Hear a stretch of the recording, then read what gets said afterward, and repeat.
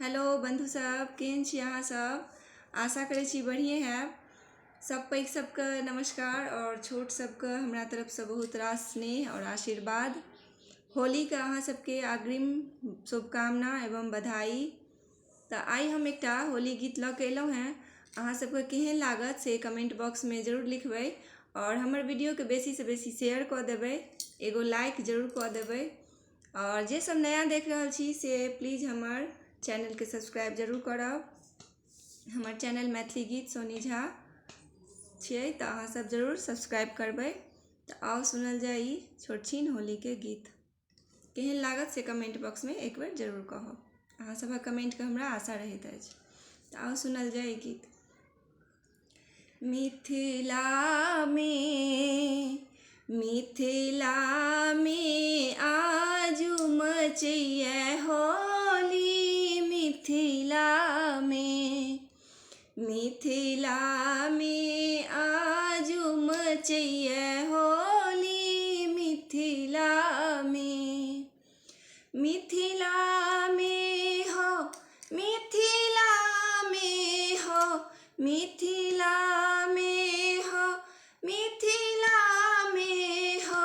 मिथिला में हो, मिथिला में आजू मचैये होली। मिथिला में किनका के हाथ कनक पिचकारी। किनका के हाथ कनक पिचकारी हो। किनका के हाथ अबीर झोली। मिथिला में आजू मचैये होली। मिथिला में राम जी के हाथ कनक पिचकारी। राम जी के हाथ कनक पिचकारी हो। सीता जी के हाथ अबीर झोली। मिथिला में आजू मचैये होली। मिथिला में आजू मचैये होली। मिथिला में हो,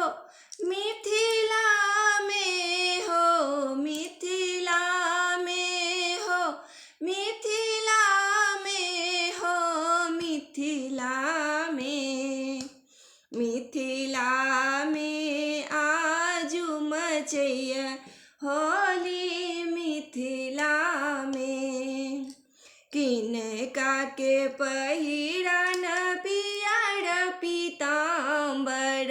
किनका के पहिरन पियर पीताम्बर हो। किनका के पहिरन चिर चोली। मिथिला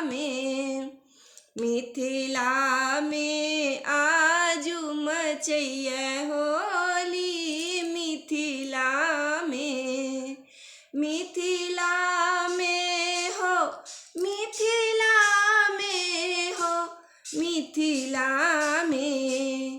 मिथिला में आजू मचैये होली। मिथिला में राम जी के पहिरन पियर पीताम्बर। राम जी के पहिरन पियर पीताम्बर हो। सीता जी के पहिरन चिर चोली। मिथिला में आजू मचैये होली। मिथिला में हो,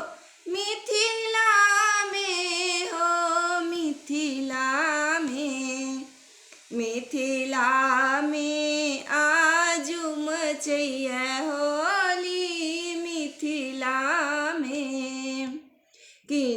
काके भीजल पियर पीताम्बर किन काके भीजल पियर पीताम्बर हो किन काके भीजल चिल चोली मिथिला में हो किन काके भीजल चिर चोली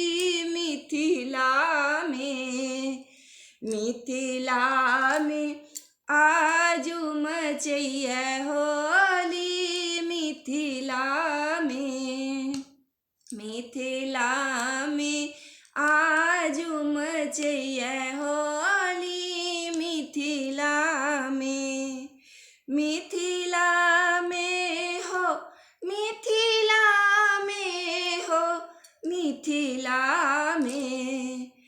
मिथिला में आजू मचैया होली मिथिला में हो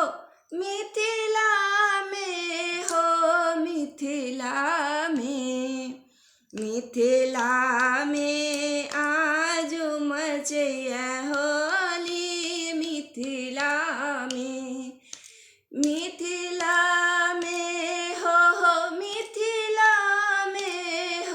मिथिला में मिथिला में आज मचैया होली मिथिला में।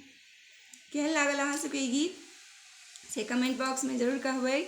और जे सब हमार न्यू बंधु सब छी, जे सब हमरा नया देख रहल छियै, न्यू श्रोतागण जे सब हमार चैनल में जुड़ला वहाँ से फटाफट सब सब्सक्राइब करू और अपन फैमिली सब फ्रेंड सब गोटा सब्सक्राइब कराओ और बेसी से बेसी शेयर करियो। और हमार नेक्स्ट वीडियो तक के लिए अहाँ सब बनल रहू। Thank you, bye by.